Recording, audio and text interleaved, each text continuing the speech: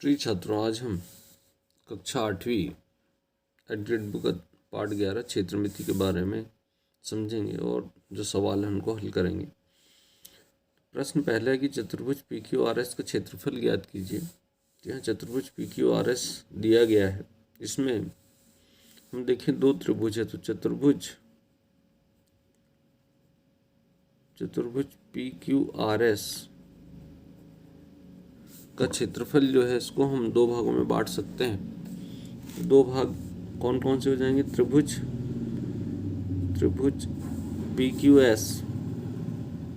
PQS का क्षेत्रफल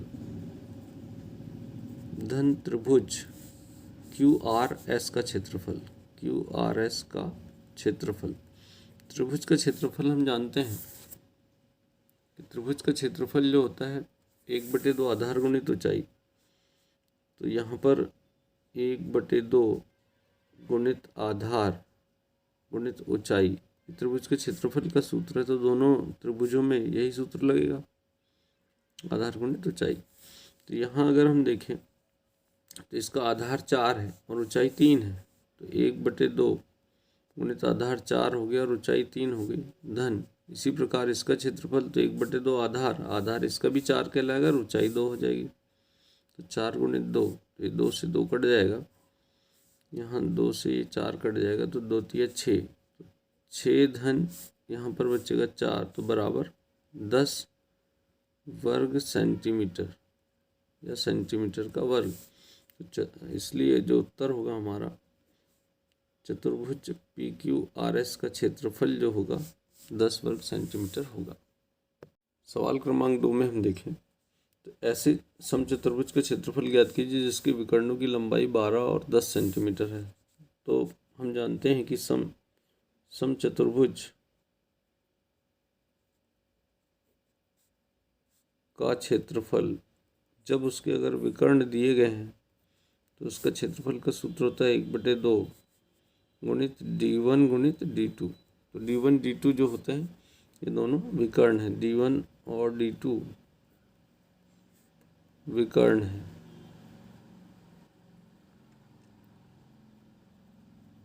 तो यहाँ विकर्ण, तो यहाँ हम देखें तो 1/2 D1 पहला विकर्ण है 12 और दूसरा विकर्ण है 10। तो 2 से अगर हम काटेंगे 2 पंचे 10, 12 पंचे 60, तो 60 वर्ग सेंटीमीटर समचतुर्भुज का क्षेत्रफल हो जाएगा 60 वर्ग सेंटीमीटर।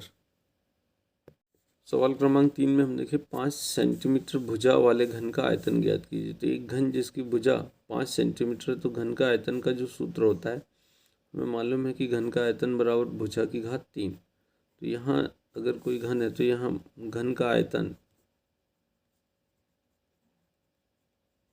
बराबर भुजा की घात 3।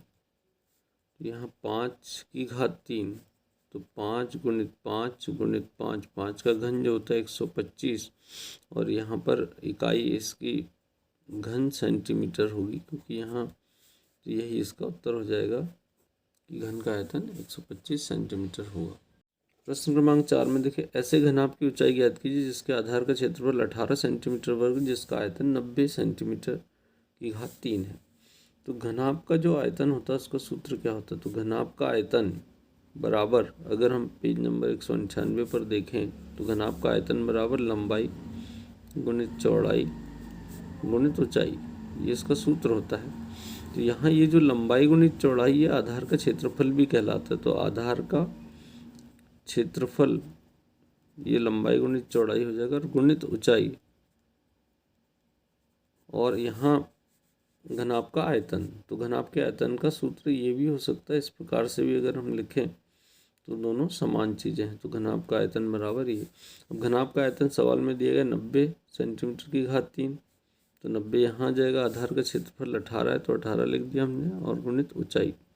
तो यहाँ ऊंचाई का मान ज्ञात करना, 18 का गुणा का दूसरी तरफ भाग हो जाएगा, तो इसलिए ऊंचाई बराबर यहाँ इसकी जो ऊंचाई होगी तो ऊंचाई बराबर 90 भागित 18। तो 18 का पहाड़ा अगर हम पढ़ें तो 5 बार में 90 आता है, तो इसलिए 5 सेंटीमीटर। तो उत्तर हो जाएगा उस घनाभ की ऊंचाई बराबर 5 सेंटीमीटर होगी।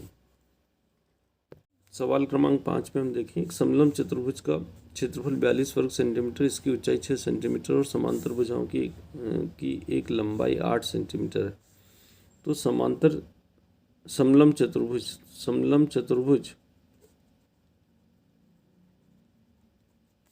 का क्षेत्रफल बराबर 1/2 कोष्टक में b1 धन b2, ये जो b1 और b2 थी समांतर भुजाएं होती है, और गुणित ऊंचाई। समलंब चतुर्भुज का अगर हम चित्र बनाएं तो इस प्रकार से समलंब चतुर्भुज कहलाता है। ये दोनों समांतर भुजाएं कहलाती है, ये इसकी ऊंचाई कहलाती है। तो यहाँ एक भुजा का मान दिया गया है कि एक भुजा की लंबाई 8 सेंटीमीटर, तो इसको हमने 8 मान लिया, और इसकी ऊंचाई 6 है, तो ये 6 हो गई, और इसका क्षेत्रफल दिया है, तो यहाँ क्षेत्रफल के नीचे हम लिख देंगे 42 1/2। एक भुजा 8 दी तो हमने यहाँ पर इसको 8 लिख दिया b1 की जगह। दूसरी समांतर भुजा का मान ज्ञात करना, तो b2 को b2 लिख दिया हमने, और ऊंचाई 6 सेंटीमीटर है तो इसलिए 6 लिख दिया। अब यहाँ हम इसका 2 से अगर काटें तो 2 तिया 6, 3 बार कट जाएगा।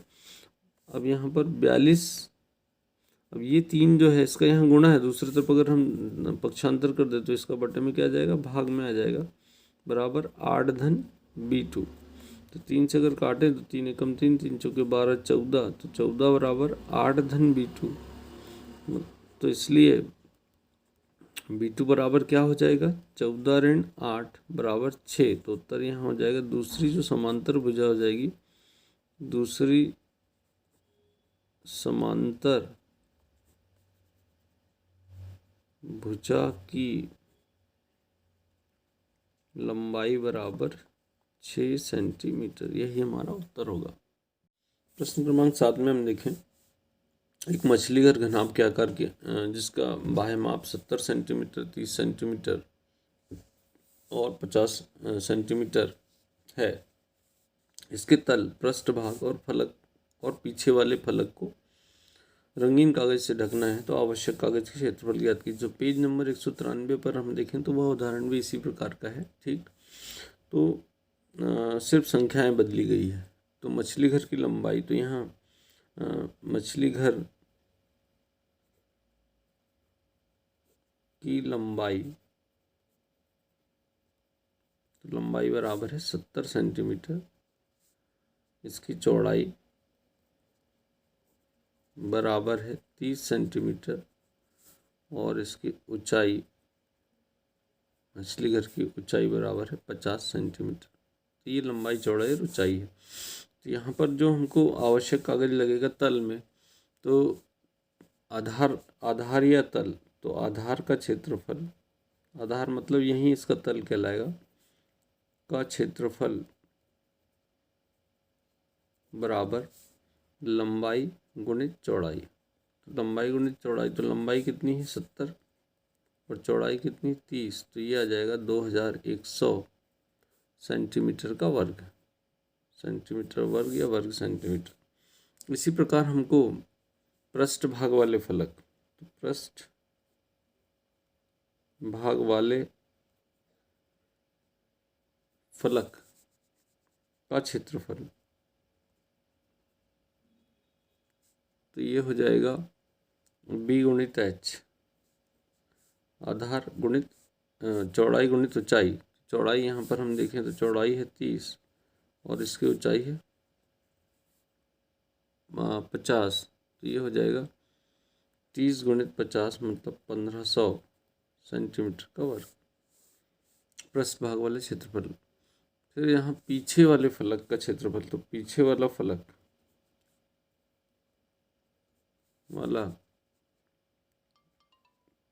फलक का क्षेत्रफल,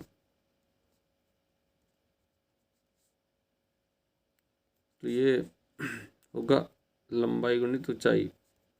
तो लंबाई है यहाँ सवाल में हमारी 70 और ऊंचाई है 50, तो ये हो जाएगी 3500 सेंटीमीटर का वर्ग। अब जो हमको कुल क्षेत्रफल चाहिए, तो ये वांछित क्षेत्रफल बराबर हो जाएगा। तो यहाँ अगर हम देखें तो आधार का क्षेत्रफल, तो आधार का क्षेत्रफल कितना था 2100, 2100, ये हो जाएगा।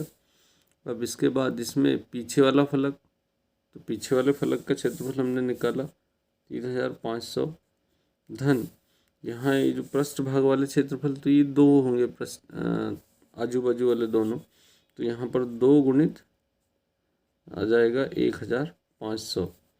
तो इसको जब हम हल करेंगे तो ये 2100 धन 3500 धन 15 दूनी 30, तो ये भी हो जाएगा 3000। तो अगर इसको हम जोड़ें तो इकाई और दहाई के स्थान पर 0 0 तो 0 आएगा। फिर सैकड़े के स्थान पर देखें, यहाँ 0 है, यहाँ 5 और 1 6, तो ये 6 आ गया। और हज़ार के स्थान पर 3 और 3 6 और 2 8, तो 8600 सेंटीमीटर का वर्ग, यही इसका उत्तर होगा। इतना हमको रंगीन कागज लगेगा। प्रश्न क्रमांक 8 में हम देखेंगे, एक घनाभ की विमाएं 60 सेंटीमीटर, 54 सेंटीमीटर, 30 सेंटीमीटर। इस घनाभ के अंदर 6 सेंटीमीटर भुजा वाले कितने घन रखे जा सकते हैं? तो यहाँ जो घन रखे जाएंगे, तो एक बड़ा घनाभ है और उसके अंदर घन रखना है हमको। तो यहाँ सीधे सीधे हम ऐसा करेंगे कि घनों की संख्या बराबर घनाभ का आयतन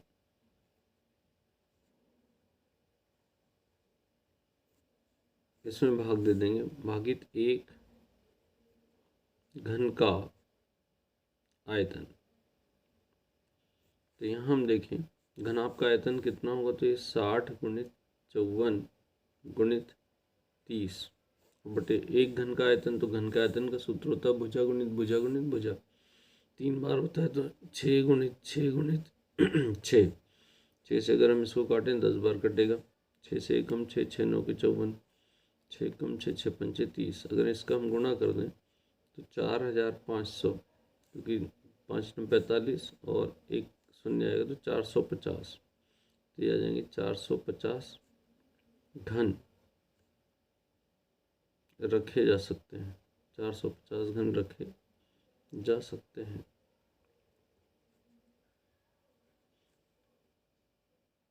सवाल क्रमांक 9 में हम देखेंगे, एक भवन 18 बेलनाकार खंबे हैं, प्रत्येक खंबे की त्रिज्या 35 है और ऊंचाई उसकी 5 मीटर है। यहाँ हम खंबा जो है बेलनाकार है, तो इसकी बेलन की त्रिज्या, तो इसकी त्रिज्या कितनी है, बराबर 35 सेंटीमीटर।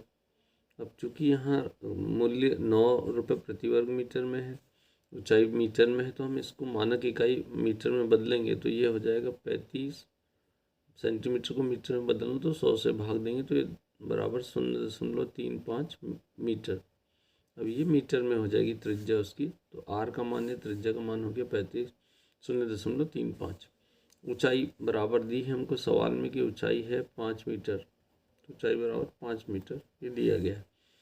तो बेलन का पहले हम वक्र प्रस्थी क्षेत्रफल निकालना है, तो बेलन का पृष्ठीय क्षेत्रफल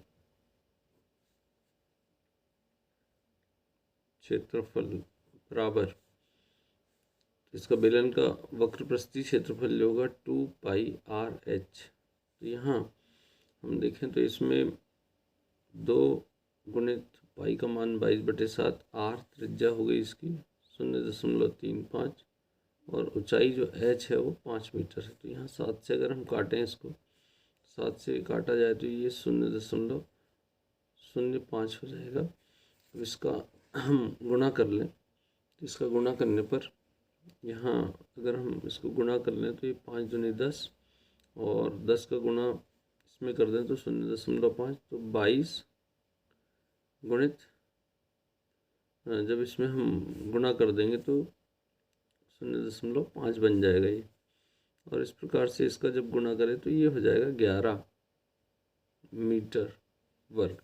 अब इस प्रकार के हम देखें तो यहाँ 18 बेलनाकार है, तो इसलिए 18 खंभों का क्षेत्रफल, तो 18 खंभों का क्षेत्रफल हो जाएगा 18 गुणित 11 और प्रति वर्ग मीटर इसमें दिया गया है, तो 11×8 का 8 हासिल का 8 हासिल का 8 रहेगा, 11 कम 11 और 8 19, तो 198 मीटर का वर्ग, ये इसका क्षेत्रफल हो गया। अब 1 वर्ग मीटर का मूल्य है 9 रुपये, इसलिए खंभों पर पेंट करने का व्यय तो बराबर 9 गुणित 198। इसमें हम गुणा करें तो यहाँ देखें तो 9 8 72 का 2 हासिल है 7, 9 9 81, 81 और 7 88, 88 का 8 हासिल का 8, 9 एकम 9 और 8 17, तो 1782 रुपये इसका कुल व्यय होगा, जो कि हमारा उत्तर होगा। प्रश्न क्रमांक 10 में 21 सेंटीमीटर चौड़ाई वाले आयताकार कागज को अनुदिश मोड़कर 30 सेंटीमीटर त्रिज्या वाला बेलन बनाया गया, तो बेलन का आयतन ज्ञात कीजिए। तो यहाँ सवाल के हिसाब से अगर हम देखें 21 सेंटीमीटर चौड़ाई वाले, तो इसकी चौड़ाई 21 सेंटीमीटर है, तो जब इसको इसके अनुदिश अगर मोड़ा जाता है तो उस स्थिति में ये ऊंचाई बन जाता है। तो यहाँ बेलन की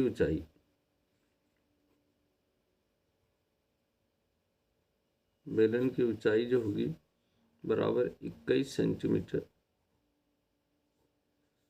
और त्रिज्या, बेलन की जो त्रिज्या दी गई है वह है 30 सेंटीमीटर। तो हमको इसका आयतन ज्ञात करना है, तो बेलन का